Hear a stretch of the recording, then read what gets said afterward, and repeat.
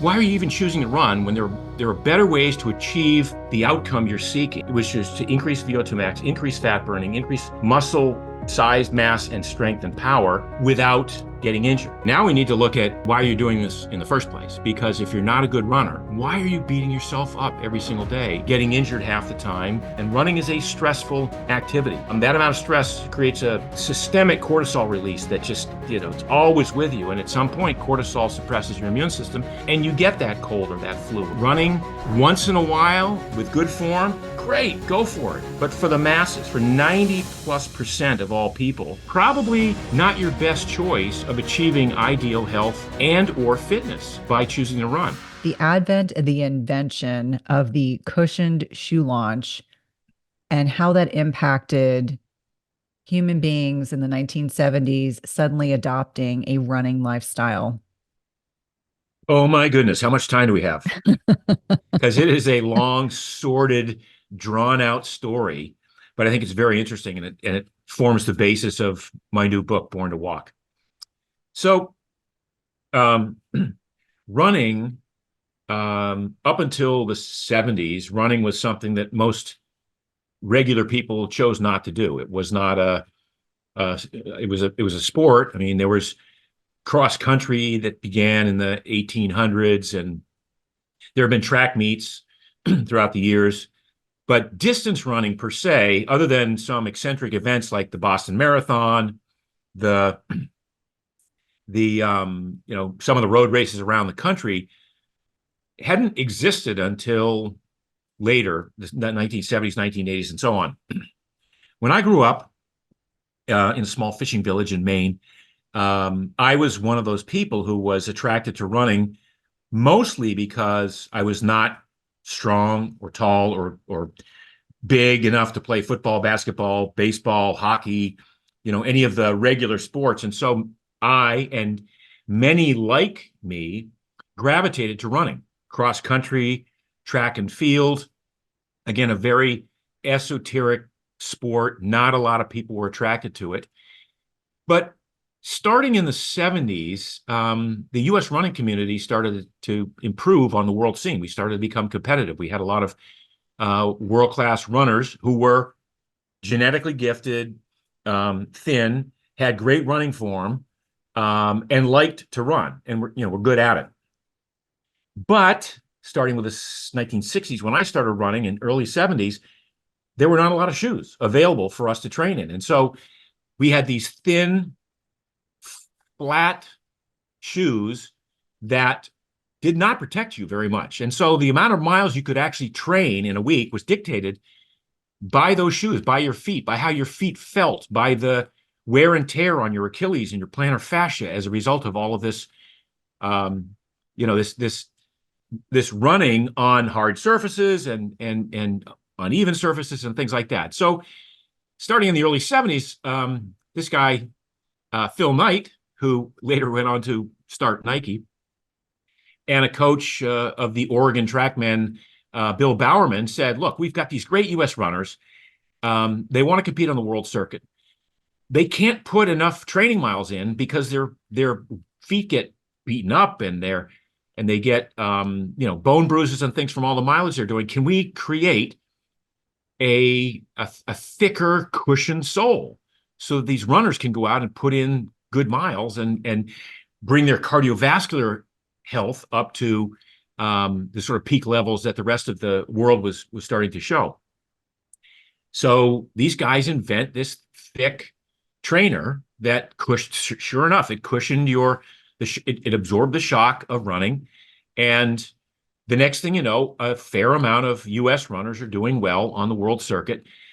But again, these are all runners who chose to be runners, who were genetically gifted, who had great running form, and now who put on these shoes and were able to run, instead of 50, 60 miles a week, could run 120, 130, 140 miles a week. All well and good. And now 1972, Frank Shorter wins the gold medal in Tokyo. Bill Rogers wins the Boston Marathon in 1975 with an amazing time. Bill Bowerman writes a book called Jogging. which talks about the benefits of running. Ken Cooper writes a book called Aerobics, which seems to indicate that the more jogging you do, the better it is for your heart. And so at some point, if you jog enough, you'll live forever, apparently. But that was the message that the world got. So even into the 70s, people who were running were runners. They were self-selected to be runners. They were genetically predisposed to running without injury or much injury. They had good form. They had good cardiovascular fitness. And the US did really well on the international competitive running scene. But a lot of people started getting on this running bandwagon. And Jim Fixx writes this book called Running. And next thing you know, people are assuming that running is one of the best choices you can make for your own cardiovascular health, for your own fitness, for your for weight loss, and we could talk a lot about that. And over the years, more and more people got into running and jogging as this supposed best form of activity that you could do. Well, what happened was it was the thick shoes. Here we go. Now we're finally getting back to the thick shoes, Cynthia. It was the thick shoes that enabled people to go out and run with crappy form. And so millions of people who were running, who should probably not have been running, were able to get through a 3-mile run or a 5-mile run or a 10K because these shoes were so thick and cushiony that it sort of offset the pounding that they were otherwise going to get from their crappy form. And by crappy form, I typically mean a heel strike. So people who are what we call heel strikers, who are not running appropriately, they're covering the ground and they're doing the work. But for the most part, heel strikers are incurring a fair amount of force and potential damage by heel striking. Initially, this all gets offset by, oh my God, these shoes are so cushioning and so light and airy and wonderful, and I must be doing it right. Well, the answer is no. These shoes are basically, they're not causing injury, but they're enabling people now to continue to run more and more miles with no decrease in injuries. In fact, over the last 50 years, with all of the advent of these high-tech running concepts, forefoot motion, real foot stabilizers, all of the different bells and whistles they throw onto these expensive and elaborate running shoes, there's been no decrease in running injuries. So we get to the point now where we're 50 years into this running boom, and I'm calling an end to it. I'm saying, look, the running boom was one of the greatest misappropriation of information and concept in history, and then it was buoyed by a marketing wave created by Nike and Adidas and Brooks and New Balance and all the other shoe companies in pushing people into buying running shoes and getting out there and running. And then, of course, running a marathon. Like, that's the great life bucket list item for a lot of people, right? Well, running a marathon is one of the worst things that you can do for your health. You can certainly do it, and if you've done one, and if I was a marathoner, and I get it. But if this is your thing, and this is how you sort of think that you're going to improve your health and your longevity and your cardiovascular fitness and your strength, I'm here to tell you there are many, many, many better choices to achieve those goals with much less pain and suffering and sweating and struggling and sacrifice. I'm So sure there that's, are a lot of people listening, Mark, that are thinking, thank God. Thank well, God, because I think there are many people that enjoyed that runner's high and enjoyed running. I ran 800 meters in high school. I played field hockey because there was no lacrosse back in the dark ages. And I'm one of those people, every single hit on the ground, I hated it. I would count it down. How long do I need to be running? I think a lot of people, and I agree with you, that we're not physiologically suited to be runners per se. We did not hit the genetic lottery that we were conditioned to be a running body. I'm short as an example.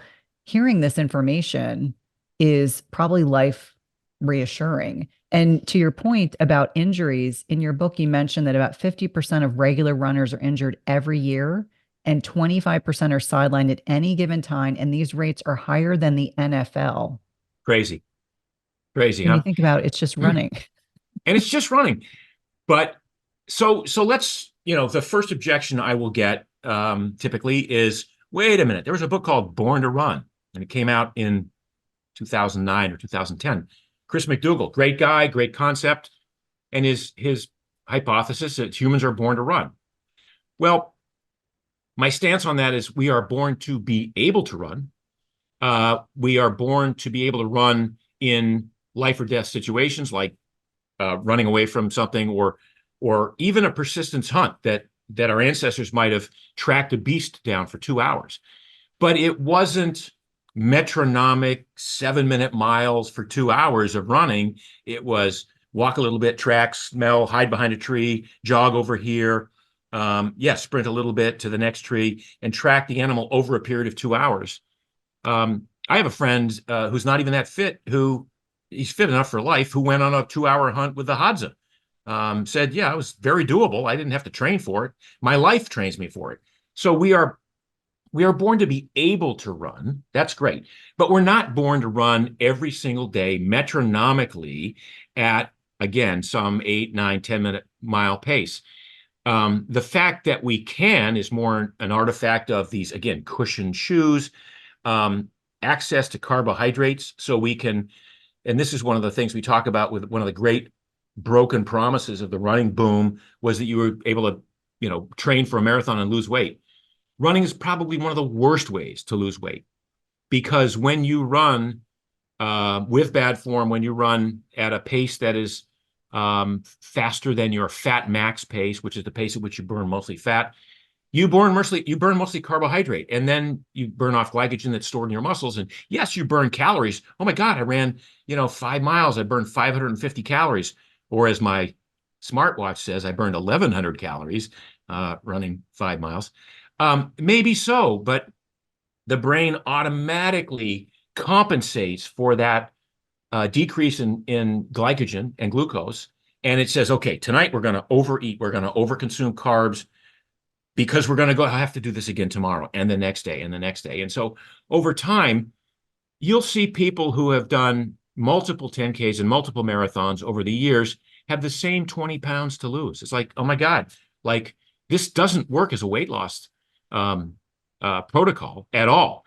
What it, if it makes you feel great because you're, getting the runner's high, okay, we can talk about what that means as well, because the runner's high is actually the release of some of these life or death, fight or flight hormones and neurotransmitters that aren't necessarily regarded in science as a beneficial thing, but they make you feel good. They're like opiates that we release, on as we're engaging in some very stressful, perceived as a life-threatening activity. Yeah, it's a really crazy concept that we would choose to do to engage in this activity that is more catabolic. Running is quite catabolic. Let's talk about that. You're hearing a lot about muscle building today, and Gabrielle Lyons, I saw her the other day at a show. Huberman, probably yourself. Everybody's talking about muscle and strength are the sort of key determinants of longevity. Not so much cardio. It's muscle and strength. VO2 max maybe a little bit, but we build VO2 max by doing strength training in the gym as much as we do cardio. So, what is it about cardio that is it's catabolic?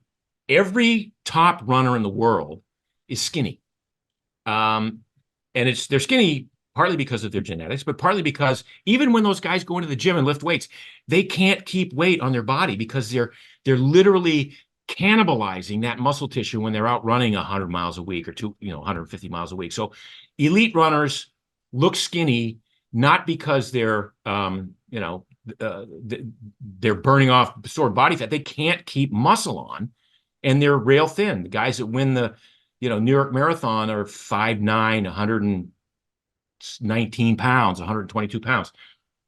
Well, what does that mean to the average runner? How is running catabolic for them? Well, it still tears down muscle tissue. So that person that I said couldn't lose 20 pounds over the course of years as a 10K runner and as a, a citizen runner who enters turkey trots and the occasional marathon or half marathon, over time, they're actually catabolizing their muscle tissue and adding a little bit more fat. So their body composition can literally change to where while they haven't lost any weight, they've actually increased the amount of fat and lost muscle. They're now what we call skinny fat. And this is happens to a lot of people who are in that no man's land of training where like they think I'm going to go out, I'm going to run, I'm going to sweat it all off, I'm going to get in the zone, and and this is my lifestyle and it's good for me, and it's unless they're well trained and unless they have good running form and unless they are running at a pace that for the most part is 80% of the mileage they're doing is at or below a certain heart rate. Unless they're doing that, they're in what we call the black hole of training or the no man's land of training, where they're actually running too fast to burn fat. And so they're not developing their fat burning capability. They're just continually burning off their glycogen, but too slow to account for a high-end aerobic increase. So they're in this no man's land. What we talk about in the book is, okay, there's a heart rate below which you should be doing most of your training, 80% of your training. And that is typically it's 180 minus your age. So this is going to sound bizarre, but I'm 71.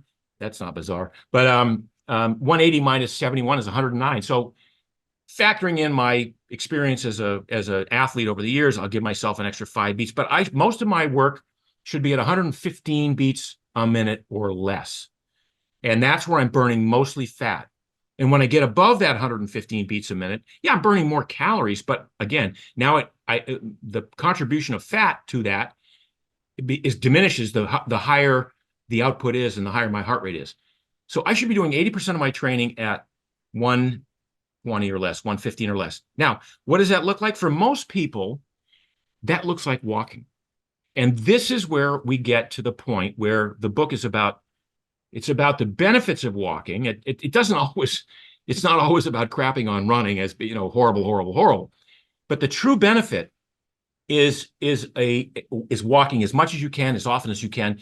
And so where running is catabolic, walking is, if not anabolic, at least anti-catabolic. So walking, anything you do walking, you're going to improve. Now, like when you get injured running, how do you come back from it?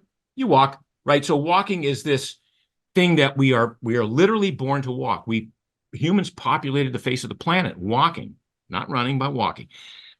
Most of our ancestors walked, 10, 15, 30,000 steps a day in the normal course of living their lives. Walking is the quintessential human movement. We are bipedal. We need to walk because if we just stood still just on the two appendages that we call feet, we'd fall over most of the time. So we need to be moving. We need to be walking. We need to be using this body and putting it through all ranges and planes of motion. So with this book, Born to Walk, I give runners permission to walk again. Now, you might say, well, Mark, I want to call myself a runner. I don't want to call myself a walker. I want to call myself a runner. I've been running, my whole life. My response to that is, well, you've been running your whole life, but you haven't gotten any better. You haven't gotten any faster. So what does that mean? And I don't want to diss you, but you're not a very good runner. You're an okay jogger, and okay, we can talk about what that looks like, but you're not really a runner. You're a jogger. You're not a runner in the sense of you're not competitive. You're not going to set any age group records or anything like that.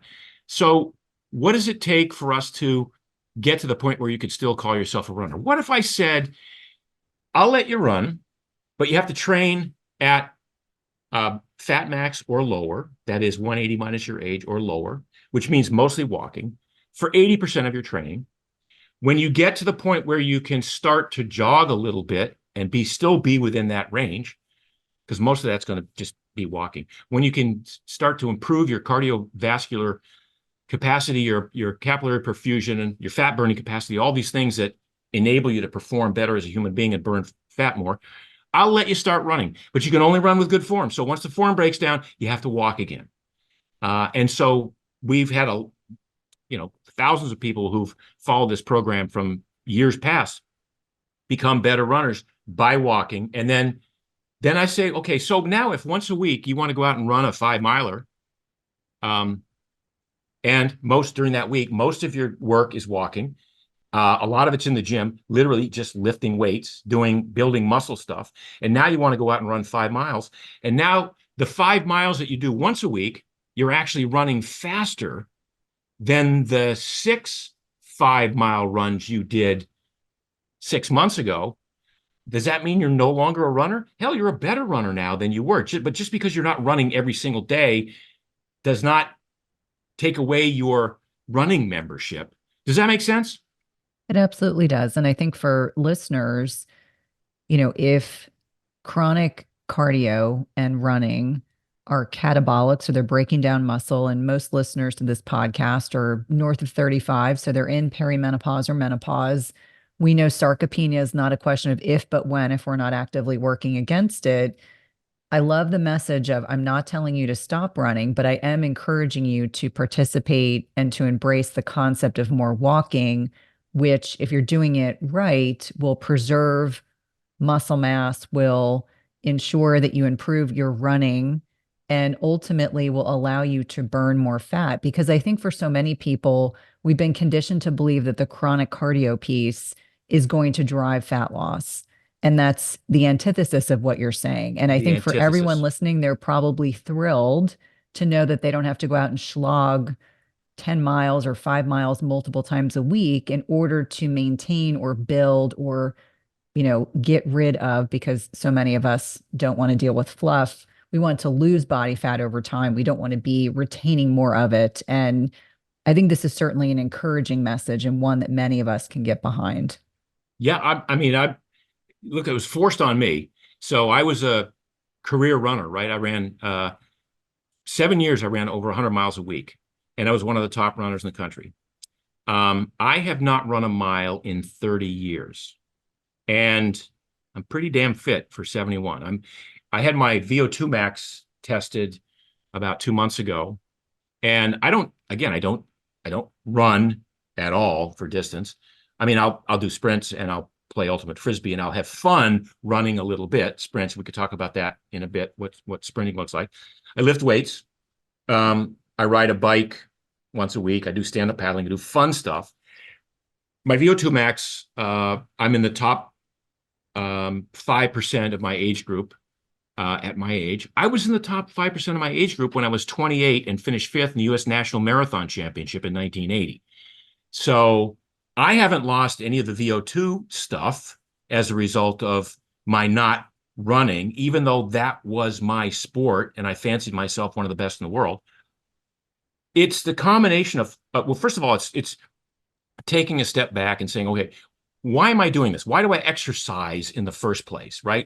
I'm exercising theoretically to get fit and lean and strong and stay healthy and not get sick, and to achieve an ideal body composition, and hopefully to have fun while I'm doing it, not to make it a grind.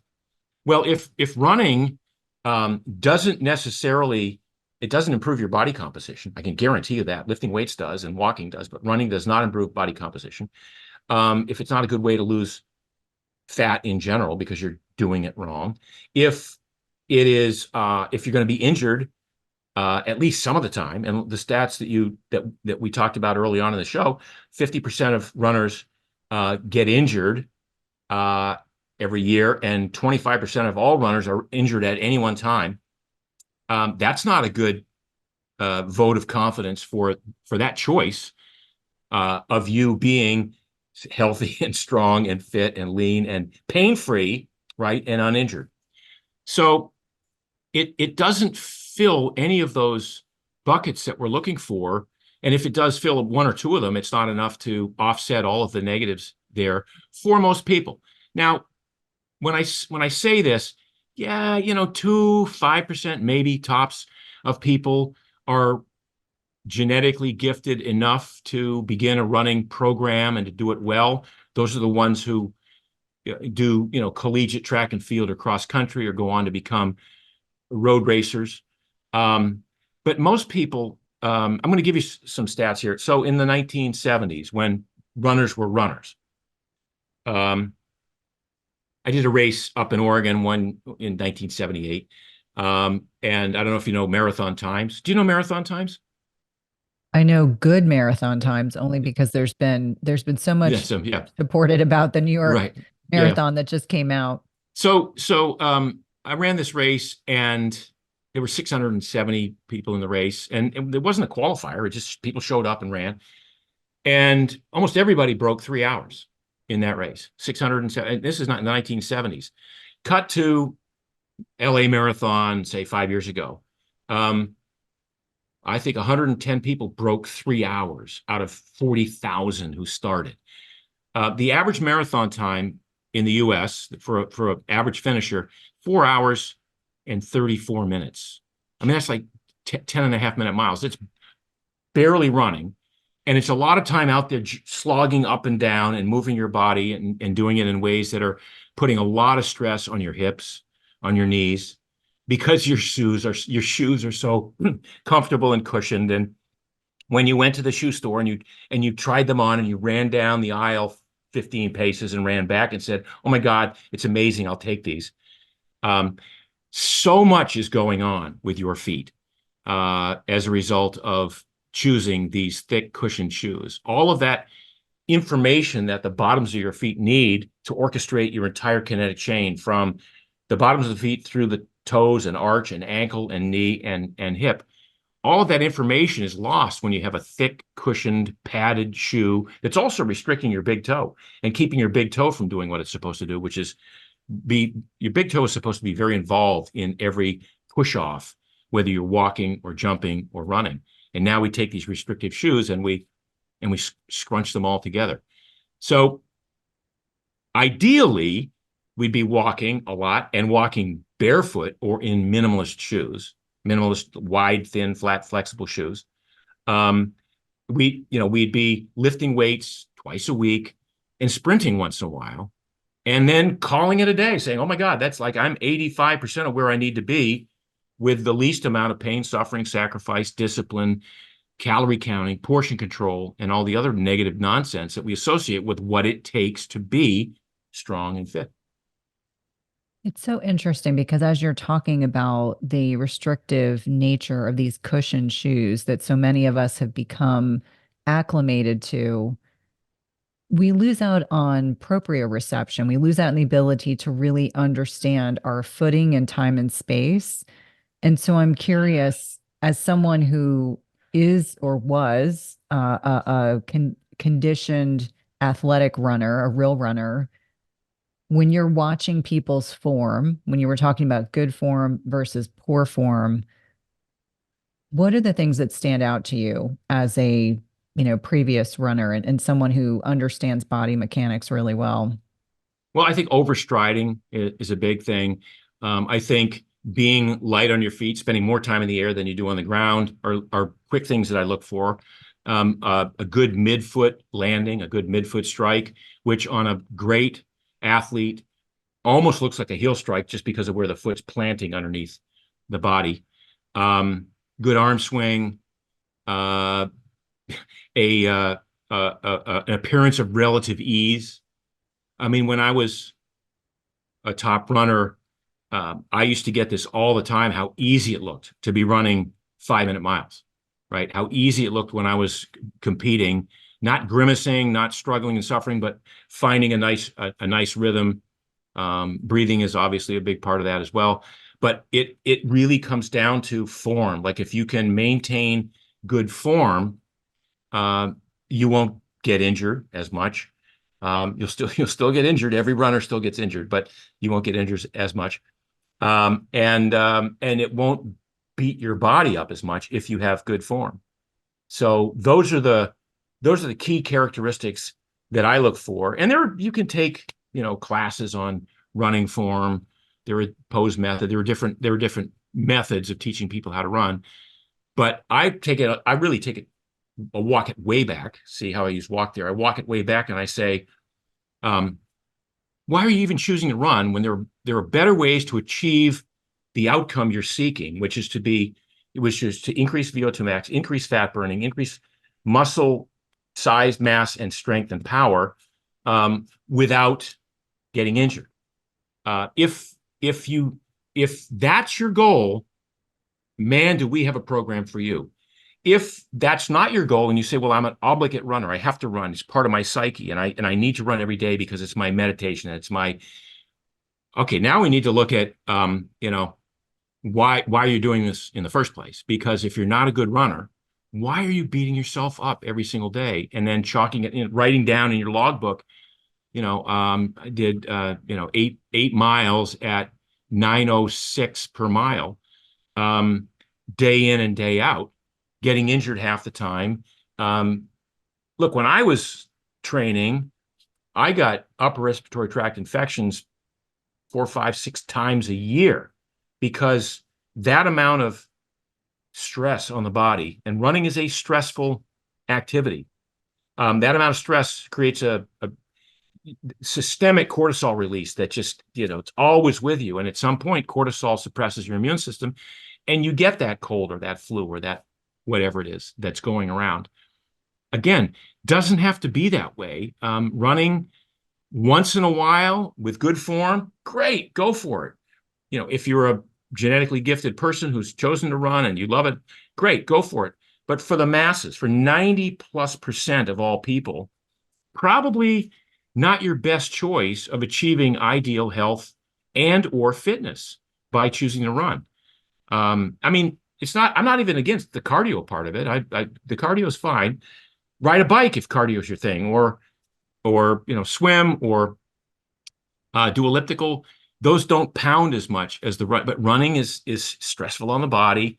And yes, we are born to be able to run once in a while, but not every day, day in and day out for years, metronomically, without a significant price to pay.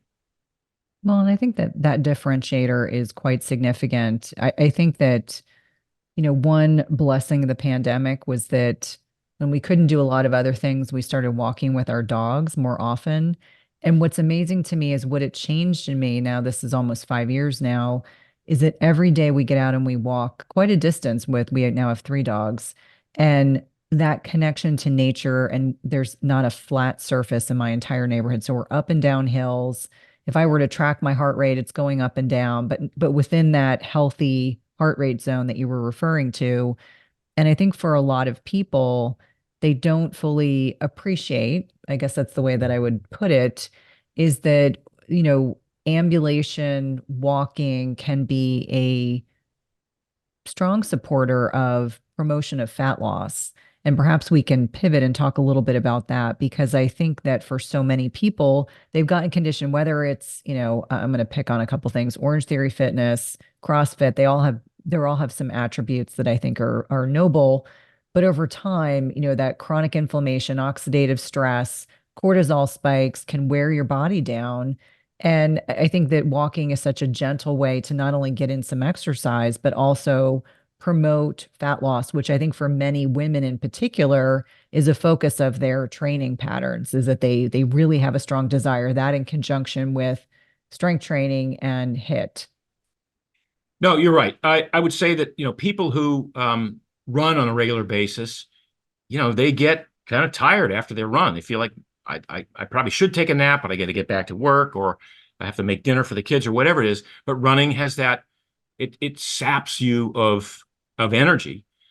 Walking is invigorating for most people. And unless you're going, out for a 2-hour walk or an hour and a half walk, most people who walk come back from their walk feeling energized, if nothing else, right? And they're not, oh my God, stumble through the house, slam the door, lean on the door and pant.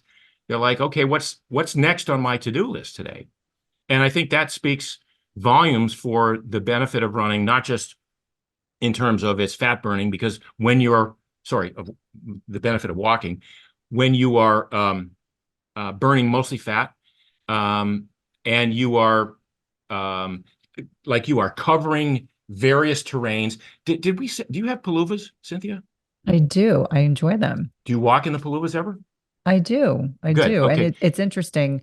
For me, I have a very high arch.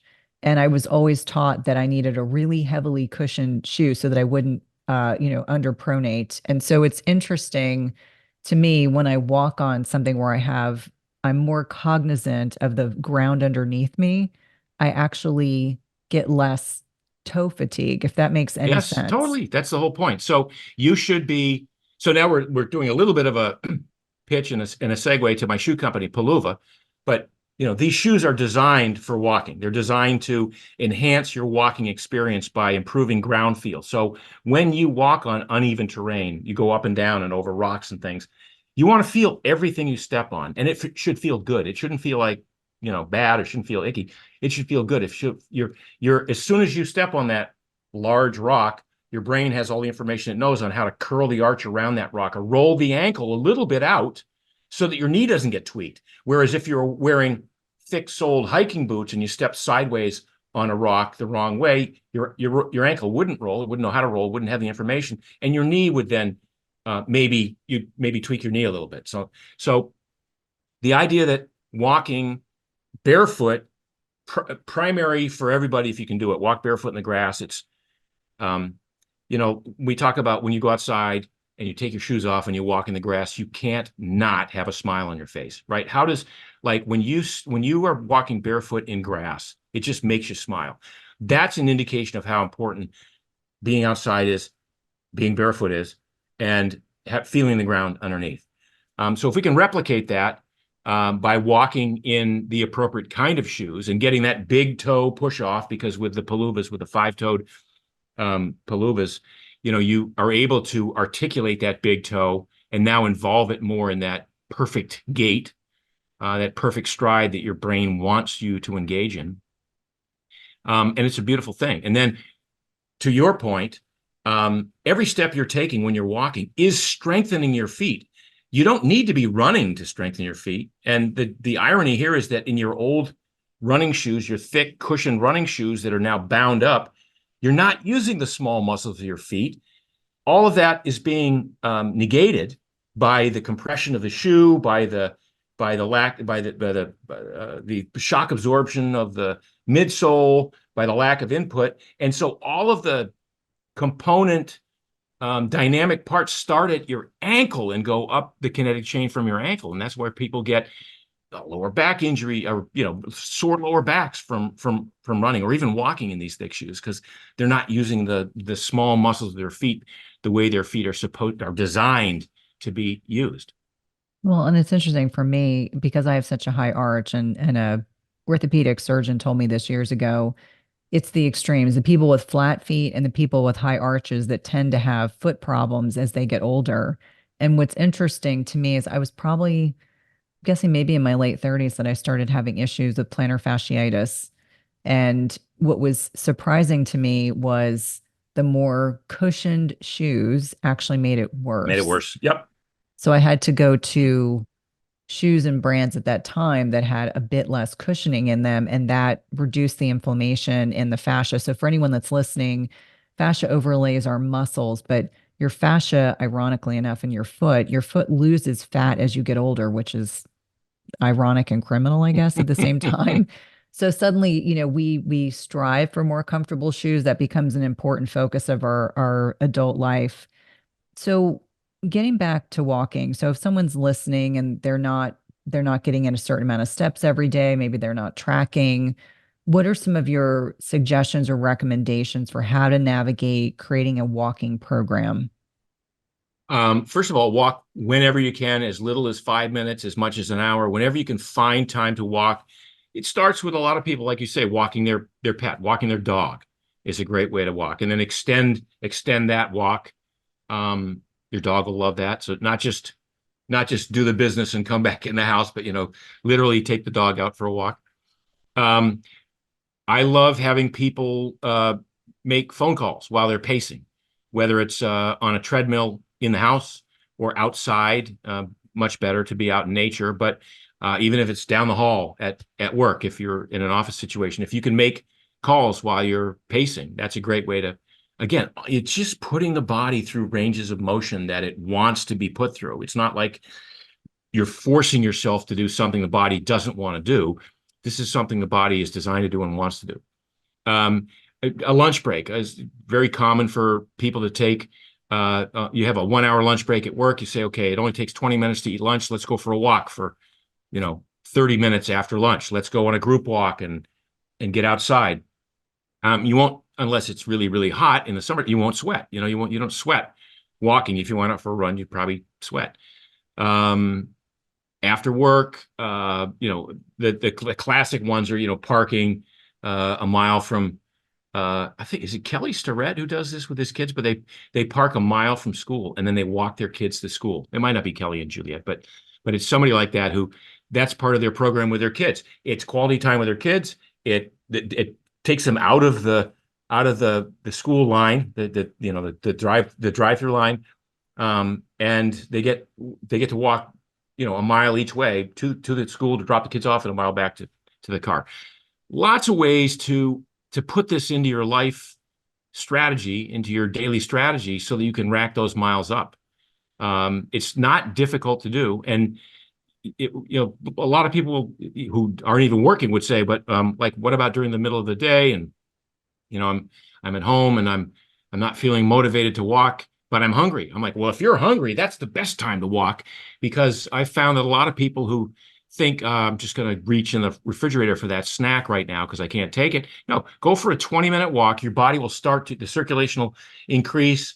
Heart rate will increase a little bit. You'll start to burn more fat. You'll get that fat mobilization going, and the hunger will dissipate. It'll also, if you're interested in achieving some new level of intermittent fasting or some ketogenic programming, another great way to incorporate that to be building the fat burning capacity, what we call the fat burning machinery, to be able to thrive on just your own stored body fat.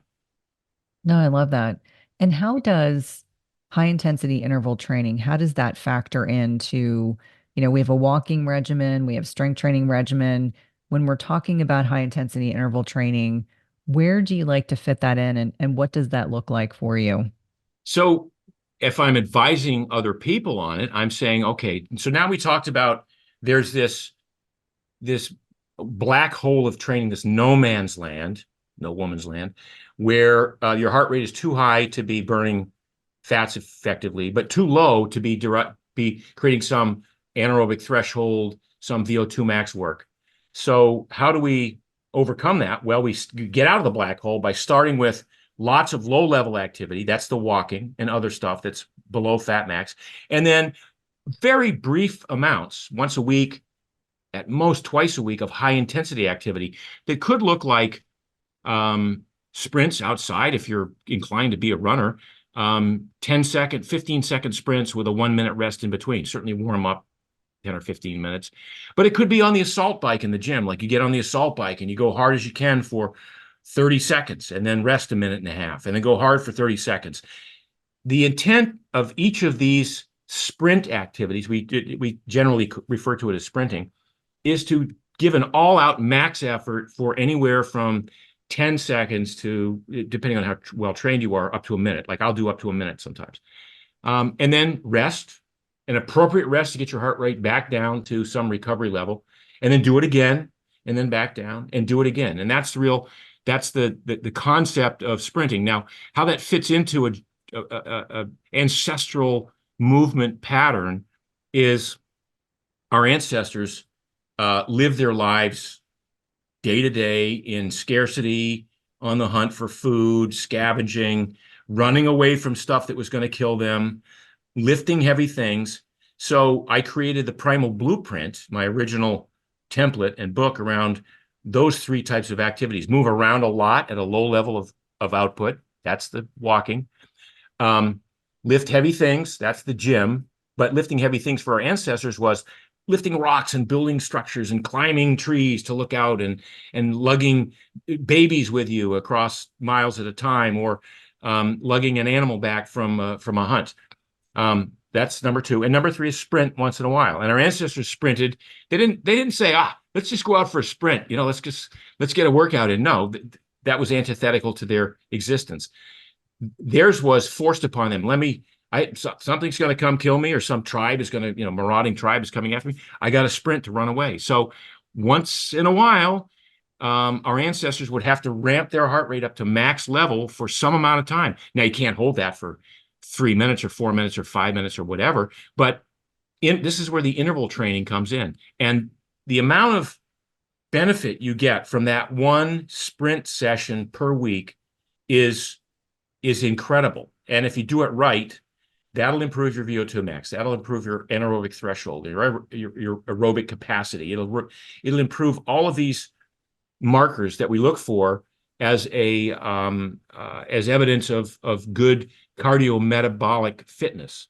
And it's like the biggest bang for your buck is found in sprinting. But you got to do the base work, and that's the walking, right? So once you do, like I wouldn't even have people do sprinting until if they haven't done anything for a while, 8 weeks worth of base work, just the walking and the lifting, and then throw some sprinting in there at the end. Yeah, I love that. And it's funny, my trainer does usually what we've been doing lately is, 3 sprints all out on the assault bike. It is very effective. She loves to watch my heart rate go up and come back down, and then we do it again. With that being said, VO2 max is a relatively new concept for a lot of individuals. I know that we can get changes in VO2 max over time and certainly with age. Help listeners understand the importance of it, and how do we actually test for it effectively? All right. So VO2 max is an indication of your body's ability to put oxygen through it. And oxygen is what's required to combust fuel, whether it's burning fat or glucose. Sometimes glucose burns in the absence of oxygen, but it's a measure of your metabolic rate at your highest level of output. It's an indicator that, so the higher your VO2 max, the higher your ability to put oxygen through your body, the more amount of oxygen is being used to combust fuel substrates to create energy. The more energy you can put out, the faster you will ride your bike, run, swim, or whatever it is you're doing. So VO2 max is a great predictor of your ultimate potential and ability, certainly as an endurance athlete, but as other types of athletes as well. You can't train VO2 max just by walking, so you have to do lifting weights will help raise your VO2 max. Now, VO2 max is a genetic, there's a strong genetic component to it, which means some people can train their ass off their whole life and never get above a certain max VO2 for them. You can't train your way out of that and keep getting better and better. There's an absolute limit. And even if you're a great athlete, your intent on spending 8 weeks to top off your VO2 max will get you 99% of what you're ever going to get, and you'll never be able to train past that. So now, how do we determine VO2 max? The best way is there's a machine that you get on in a lab. They have a lot of them around the country now. I just did one again a couple of months ago, and it charged like $175 for it or something like that, $200. But you get on a bike or a treadmill, you put on a closed breathing system, and so you are able to take in air, and then it measures exhalation of CO2. So there's an algorithm that it uses to determine your throughput of oxygen and what your maximum amount of oxygen throughput is. And so on that test, you start out easy, and then it ramps up and ramps up and ramps up, and it keeps ramping up until you hit the point where you're out of breath. You can't go any harder. You can't go any faster. That is your VO2 max. That's the maximum amount of V is volume, O2 is oxygen, and mass. So it's the maximum volume of oxygen you can put through your body at the fitness level that you're at. So it's a nice number to know for yourself, and it would be good if people really want to check it out. Take a baseline number, a starting number, today or whenever you do the test, and then train hard in terms of VO2 max type training for 8 weeks and then test it after 8 weeks. You're going to get, if you're aggressive about your training, you'll get your max VO2, the highest you'll get, or close to the highest you could ever get within that 8-week training window. What does the training look like? Well, you do have to do, in addition to the high intensity sprints, the 10-second to, by the way, how long do you spend at max on the assault bike? 30 seconds. 30 seconds. Okay. So we go Yeah. 30. That's where she started me at. And Yeah. And it's, I mean, look, I don't need to tell you, if you do it right, it's tough. you Uh, you are going to not be able to speak. yeah. Yep. Um, and so you do some of that. Then as you get better at the high end stuff, now you'd start to incorporate some of what we call the zone 4 heart rate. So you'd be doing a 4 or 5 minute all out efforts. And by all out, I mean, you can't go all out for 4 or 5 minutes, but whatever your brain it thinks, I only can do this for 4 minutes, and then I have to stop as hard as I can for 4 minutes. So your body automatically adjusts to the pace. Do 4 or 5 minutes, rest 4, 5, 6, 7 minutes, do it again. So do sets of those. If you're a really great athlete, you'd be doing time trials once in a while, and all of that contributes to elevating your VO2 max. But you sort of have to do the high end stuff to really develop VO2 max there. Yeah, and I think for everyone that's listening, that high-end stuff is the stuff that makes you feel kind of crummy. And in the moment, it's the thing that makes you breathy. It's the thing that really makes you feel like you're putting through maximum effort. It is not just I'm going to run up and down the stairs. It is you're really pushing your body, and obviously work with a trainer, work with someone that's knowledgeable. If this is not part of your current exercise program, Mark, you kind of alluded to some of the other things that you're doing personally right now. Where are you nutritionally? I know that you've kind of, like many of us have, we kind of pivot around depending on what feels good to us, what resonates. I know you have a very protein centric diet. Where do carbohydrates fit in for you personally? Well, so I do have a protein centric diet, but I've talked a lot about this on over the past couple of years about the fact that I cannot, for the life of me, get in 1 gram of protein per pound of body weight. I raced marathons at 142 pounds. I weigh 172 now. I weigh 30 pounds more now than when I was a marathoner. That's all muscle, if I do say so myself. I mean, my body fat is about the same as when I was a runner, but the percentage. So I've put on 30 pounds of muscle. And again, because I haven't run in 30 years, I didn't cannibalize that muscle tissue. Having said that, I cannot for the life of me get 1 gram per pound of body weight. So my focus on protein still keeps me at around, I don't know, 100 to maybe 100 and maximum 130 grams of protein a day. Now, I only eat 2 meals a day. I find that works for me. So I'm a confirmed intermittent faster, although I don't even call that intermittent fasting. It's sort of a compressed eating window. Partly because I'm so good at burning fat. I have my fasting insulin is between 1, sometimes it gets as high as 2. So I'm burning fat a lot. I wake up feeling energized. I don't need to eat. I'm not hungry. I do a workout usually around 10:30 in the morning, fasted. I don't eat until 12:30 at the earliest, 1:30 maybe usually. Today I had leftover steak from a restaurant we went to the other night.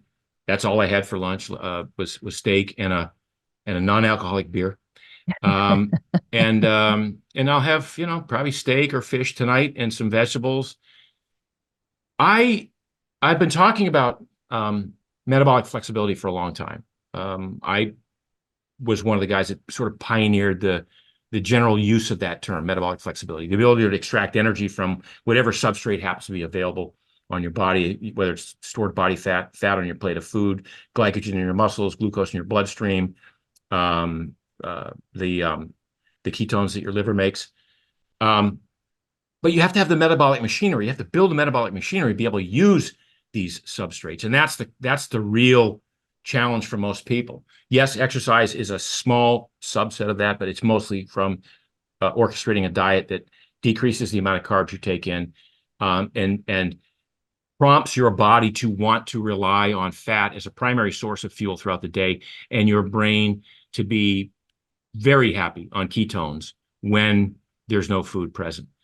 So where does that leave carbs in my diet? I don't automatically exclude them, but I certainly don't look to include them in any way, shape, or form. So if it's a matter of, I was in Europe, I spend much of the summer in Europe, and I do eat bread there. Not a lot, but I have bites of bread. I have a slice of pizza once in a while. I do eat a lot of fruit when I'm in Europe in the summer because the fruit's so damn good there. Mhm. So it really, and then, vegetables, but I don't go overboard on vegetables anymore. I mean, my original phrase, the big ass salad, was sort of my quintessential daily meal. I don't have a big ass salad anymore. I have a salad once in a while, mostly because I like the crunch, but not Mhm. because I'm looking for any nutrition from the vegetables that I don't think that I could get otherwise from meat. That sort of takes us down to a view that I have of pretty much life now, which is what is the minimum effective dose of anything that's going to get me to my goals? I'm I'm too old for this shit, Cynthia, so I don't need to overwork or overdo or overpay or whatever.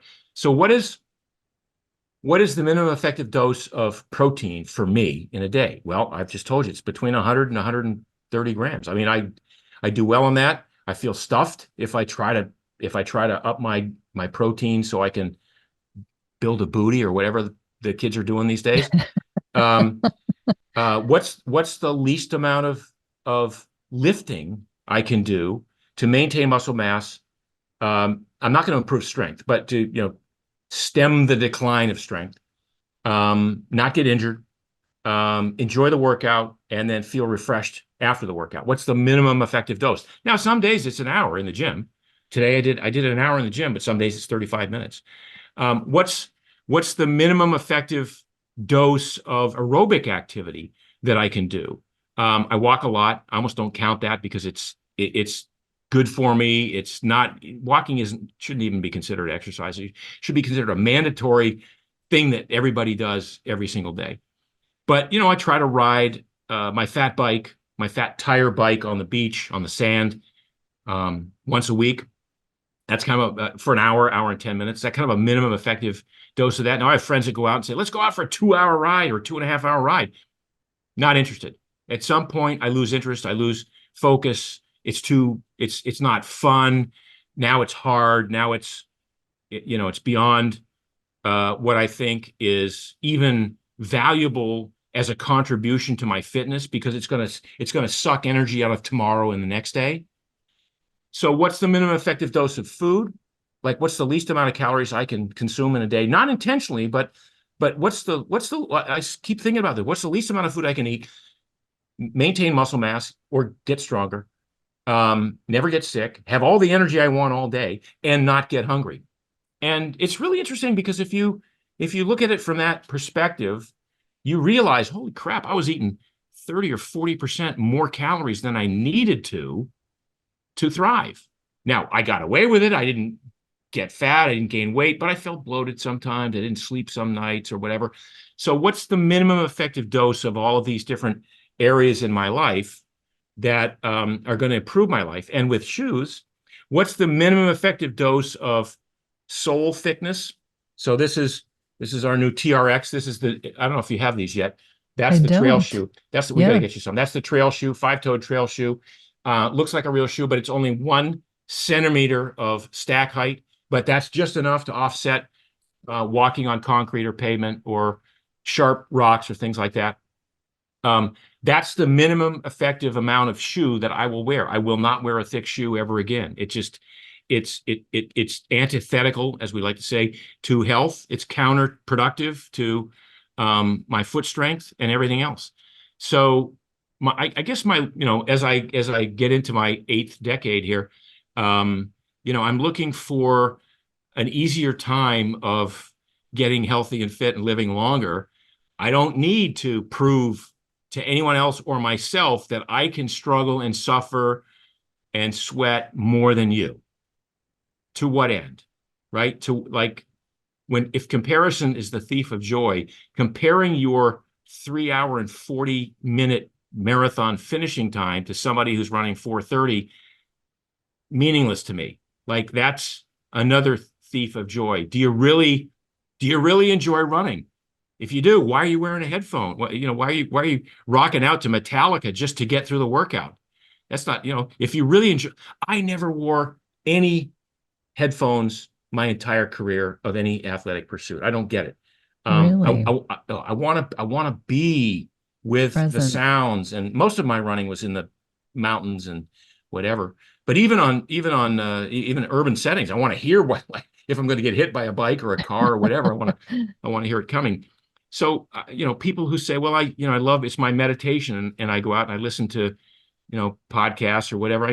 You could do that while you're walking, by the way. Listen to a Joe Rogan podcast, walk for 3 hours, instead of your 40-minute run, whatever. So, my wish is for people to get fitter and healthier and happier by doing less and enjoying it more. Well, I love your pragmatism, and I can't think of a better way to end the conversation today. Please let listeners know how to get access to your new book, which I believe is coming out. Is it January, your publication date? Yes, January 7th. So pre-orders at Amazon right now. It's called Born to Walk. And I love it if you could pre-order that. And then the shoe company is called Peluva, Peluva, peluva.com. Lots of great styles. Look at this cute little thing we have for the ladies. Should get you some of these too. Oh, I love that. Yeah, that's just casual That's shoe. like the perfect house shoe. We have all hardwood, so I Yeah, love no. having something on my foot. Yeah. I love it. Thank you again. Thank you, Cynthia. Good to be here. Hey, if you like this video, you guys are going to love this video, and I'll see you there. If you have either uncontrolled diabetes, and this goes for type 1, type 2, LADA, MODY, any form of diabetes, if you follow the standard, if you follow no advice, you're probably going to hasten your death even more than 3.5 years for each decade you have it. But if you follow the standard advice, the state-of-the-art advice, the scientific consensus advice, then yeah, you're probably going to be knocking 3.5 years off your life for every decade that you follow the American Diabetes Association recommendations.